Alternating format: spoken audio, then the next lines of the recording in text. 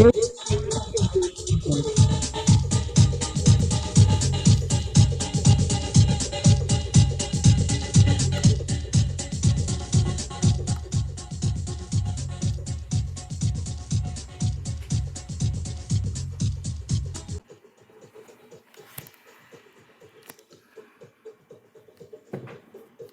hello. All right, we're recording. The last video is on YouTube. Okay, turning something off here. There we go. Okay, so I'm gonna see how that works. I don't know if that works so great.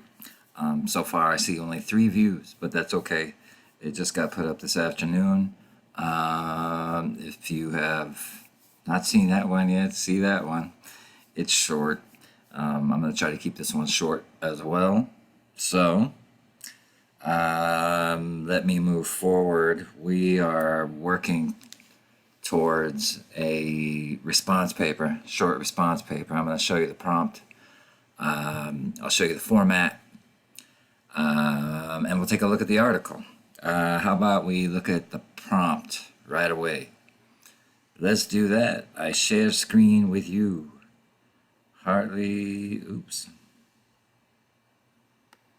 It's got the wrong class name on it, but don't worry, same assignment. Here we go. Let me go ahead and make this bigger.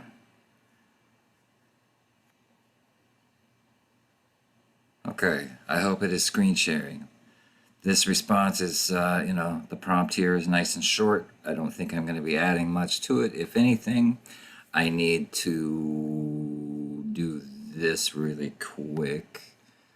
I'm learning not to put bullets until later, but for these purposes, I will put them here. That'll make it a lot simpler for everybody. Okay, so this response is going to be a,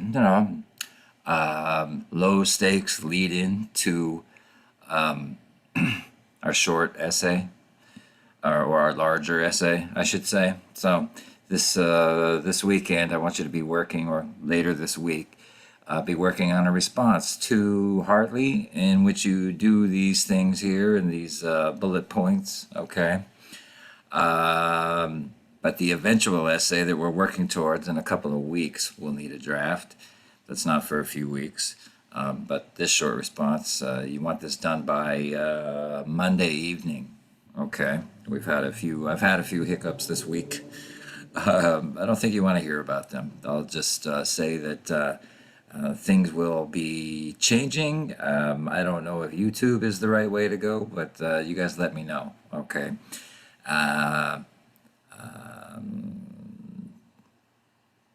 Let's see here. Eventually, we're getting towards a paper that says how to contend with the psychological effects of COVID-19. So you're going to identify a problem, and you're going to do some research on it and find out, through your experience and the research that you find, what should we do? What should people watch out for, especially people like late teens, early 20s? So we're talking about high school students, 17, maybe 16, maybe even a little bit younger. That's fine.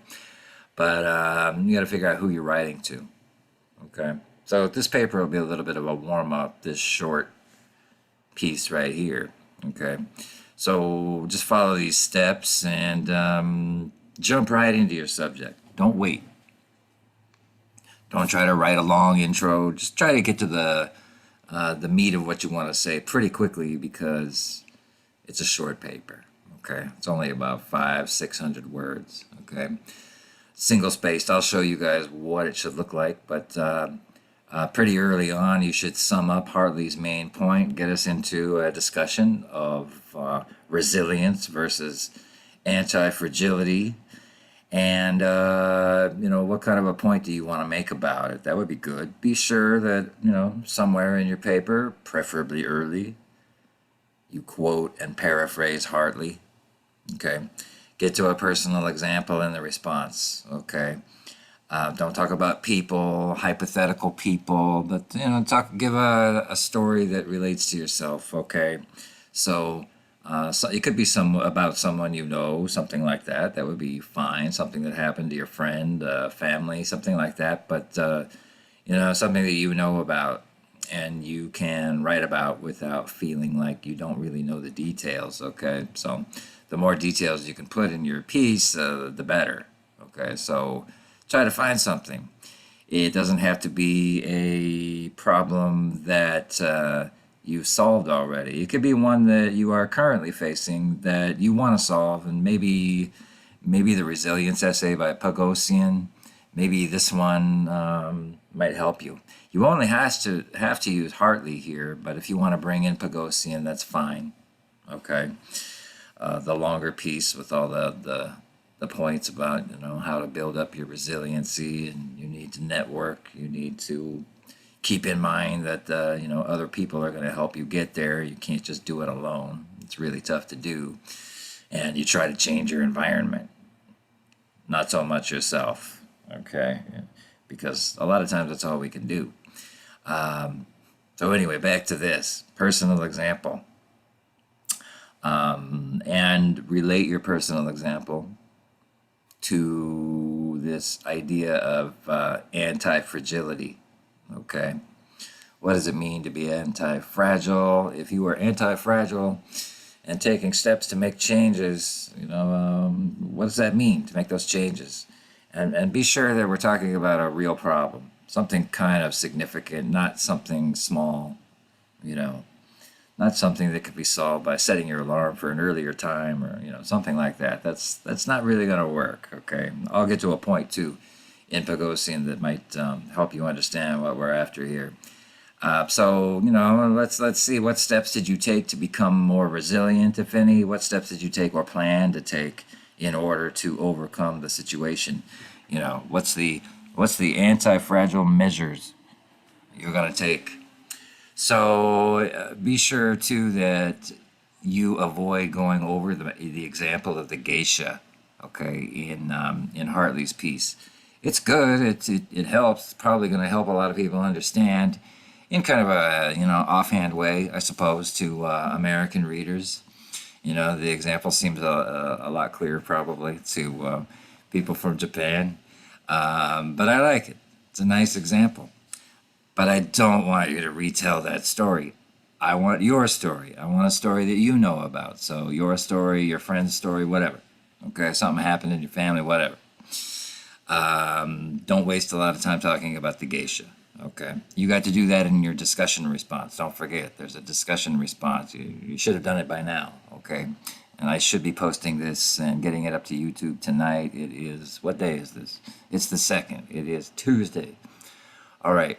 Provide a MLA works cited at the bottom of the essay. You don't have to create an extra page. If you make it onto page 2, which a lot of you will, just put the works cited entry right below it. Let's see what you can do. The answers are in chapter 56, I believe, in Rules for Writers, and you might even have answers inside Critical Thinking, Reading, and Writing, maybe.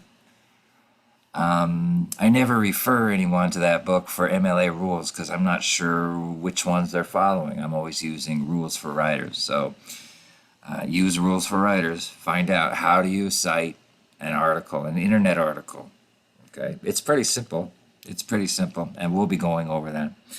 But try to find the rules. Let's see what you can do. Okay, I'll show you an example pretty soon here. Let's see. I don't want to leave you hanging for that. Let's see, what else? Single spaced. Everything's MLA, so your in-text citations and your works cited entry are all MLA. I'm going to be posting this to assignments sometime this evening, right after this meeting, okay? Let me come back in here. Hello. Let's see here. Where do I go now? Let's take a look at, since we're on the subject of the paper, let me me find, where is this? The Hartley response. Okay. Hang on one second. I want to show you an example. Oh, yeah. Wait a second. Okay. The example is a PDF.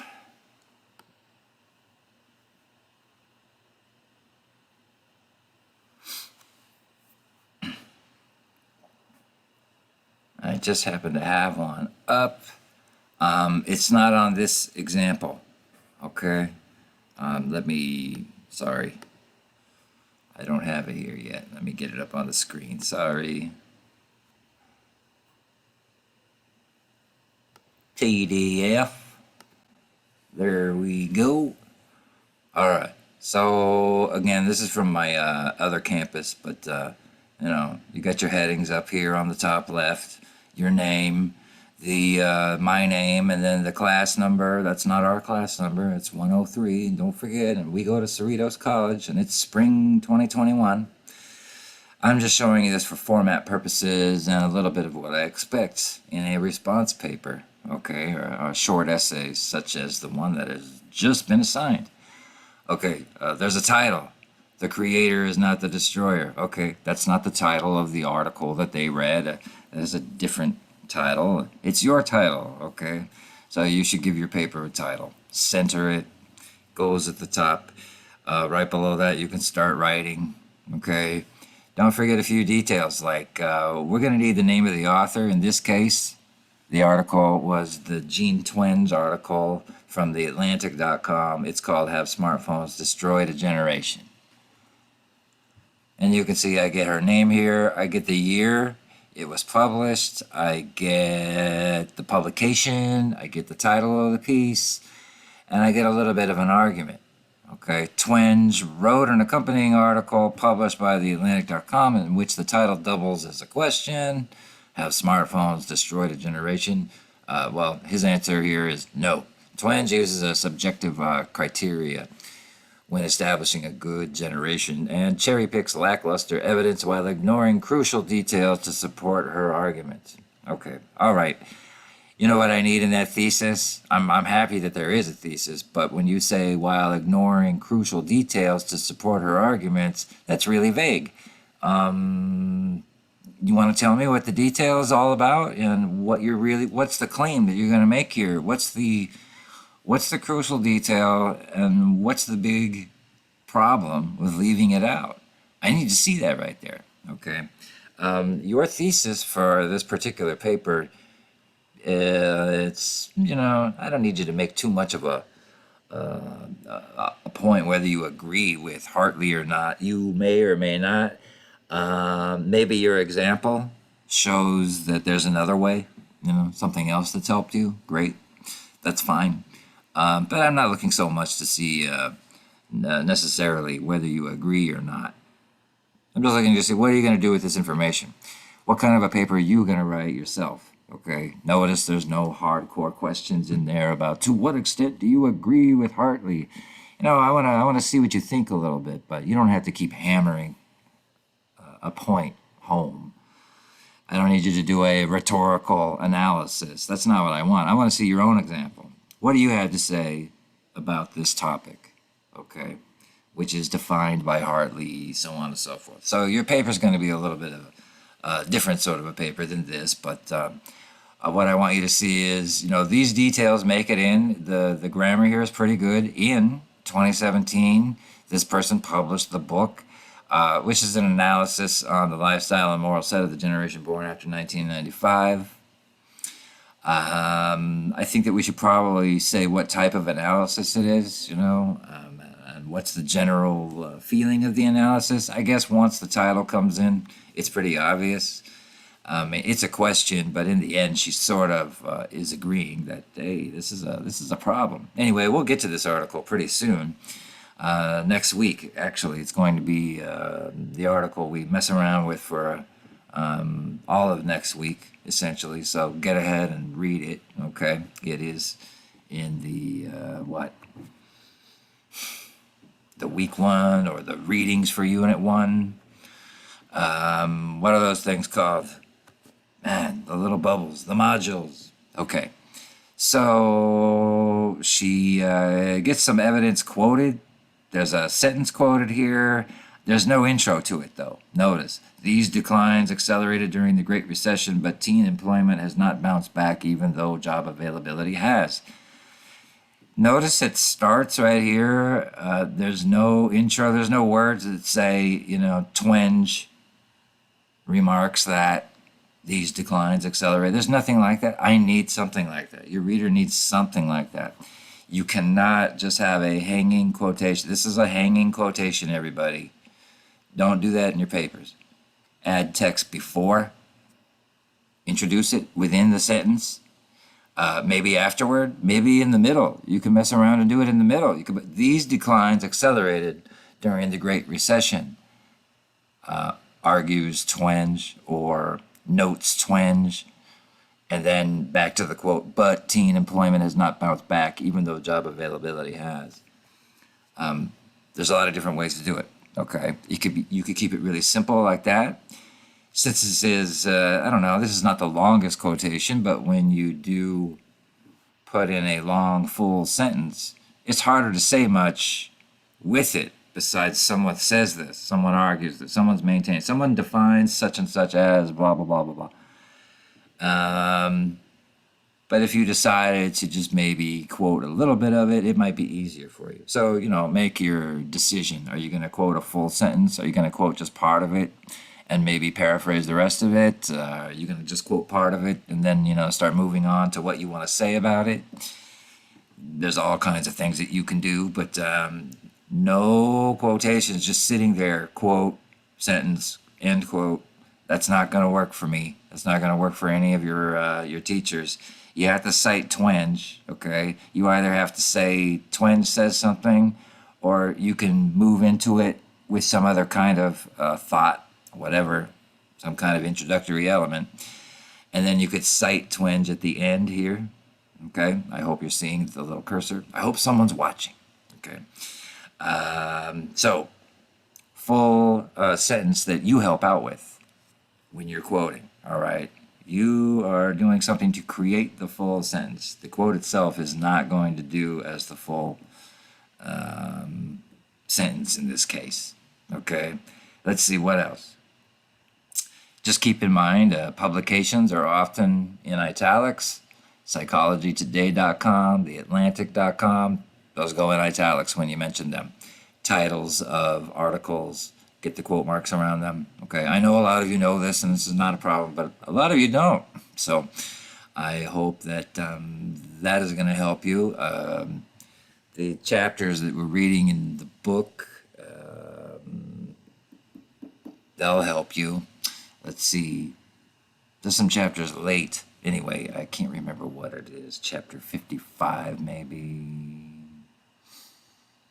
They're pretty late. Anyway, I'll get to those later, okay? So your paper might end up about this long, maybe a little bit shorter, okay? Let's see. Here we go. This is not our article, but guess what? It comes from the same publication, does it not? So you know that it's going to work. You have here, let me see what's going on in this chat. There's a chat.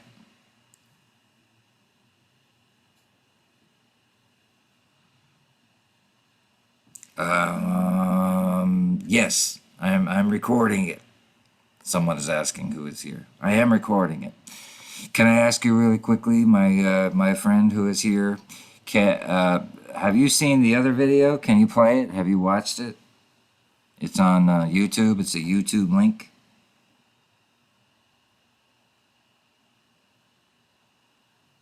And I'm talking to Paul.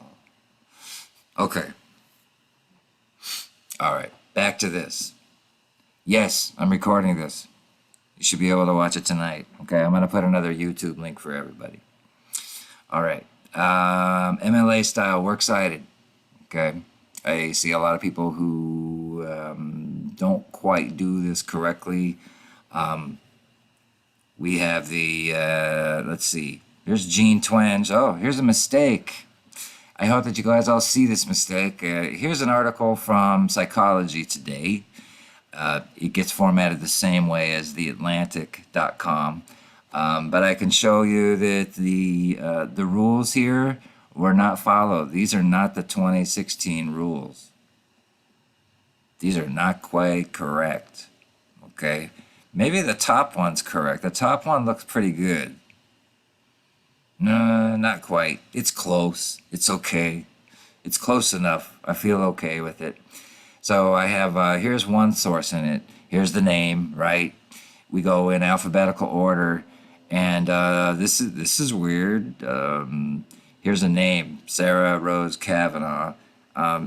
Is this person's name Story by? I don't think so. I think that somebody got this from a computer and the algorithm that gave them this answer screwed up and put this Story by here. What's Story by doing there? You might find this out if you turn in your upcoming paper and you use Gene Twenge as a source, and I see this Story by thing, it's going to be like half a grade off. You know why? It's because you didn't proofread your own work when you let a computer do the work for you. Okay? The big problem. All right? So Story by should not be right there. It should not be her first name first. It should be the last name first. And Twenge is going to go over here. And Twenge is going to come after H, so it should be down here. This writer knew the entire semester this person's name was Gene Twenge. How come this kept ending up right here? Story by. Did they think J? No, J is. We're looking at the last name, T for Twenge. It goes after. It goes last. So this paper kind of really screwed up their works cited. All right. This one's pretty close. There's something in it that we don't need, and that is the Sussex Publishers. That's no longer necessary. So all this entry needs is the name, the title of the piece, the publication. In this case, it's Psychology Today, or it might be more specific if it said psychologytoday.com. And then the date, 6 August 2017, comma, and then the URL. And it's fine. It's not underlined. So there's no more underlines. So if you are using a guide that's showing the website underlined, the guide is wrong. You have the wrong rules. Get the 2016 rules from MLA and get our 9th edition of Rules for Writers. Okay. This one looks like it's working. Harvard Health. Title, Harvard Health. What is that? I guess it's the name of an organization on the Harvard campus, so Harvard Health. Again, these are old rules. This is the name of the company or something. It's confusing. Up here, Sussex Publishers owns Psychology Today. That used to be a stipulation. You had to add the Sussex Publishers or the name of the publishing company. You don't have to do that anymore. Okay? I don't know if that's good or bad. So, a few things about this list. It's not alphabetized.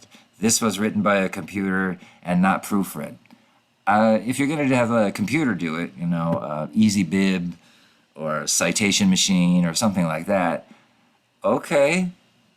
Do you know the rules? Can you proofread it so you know it's correct? Because the computer is not always right, and I find that out with every other article I have come in. There's mistakes on it.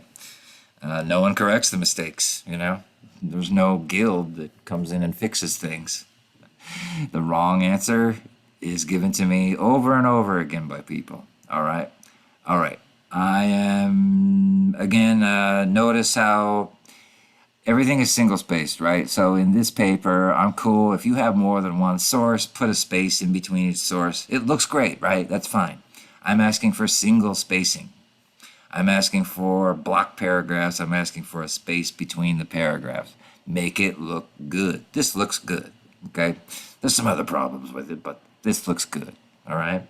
So I'm going to stop the share there, and let's take a quick look. No, I don't think I need to do that. I'm going to cut this meeting. This meeting is done. I'm not sure how long it's gone, but I'm probably going to put up another meeting by the end of the week because there's one or two other things I want to get to you before this thing is done. Okay. So I'm probably in the future going to be keeping these meetings somewhere between 20 and 30 minutes because it just takes it's a lot of weight if you make a meeting 45 minutes or an hour. It's a long video. It takes a lot of space, and if there's an error on that video and it dumps the whole video, then everything's gone and I have to do it all over again, and that's no cool. So any questions from Paul or Colin? You guys are here. I know, Colin, you just got in. Who won the game? Oh, I'm not sure yet. I've been gone all day. I was watching the Nets and the who was it? The Clippers. And the Nets were up with a couple seconds left, and I had to Oh turn it yeah, off and do this. yeah. Kyrie hit a really crazy shot at the end. You should look at that. Okay, at the very very end. I think it was like a corkscrew Euro step layup. Oh, I saw that. I saw the corkscrew Euro step layup. Wow, great details. Okay. I don't hear any questions from you guys. If you have questions for me, I can stop the recording and then let me ask. Really, I'm going to stop the recording. Okay. Goodbye.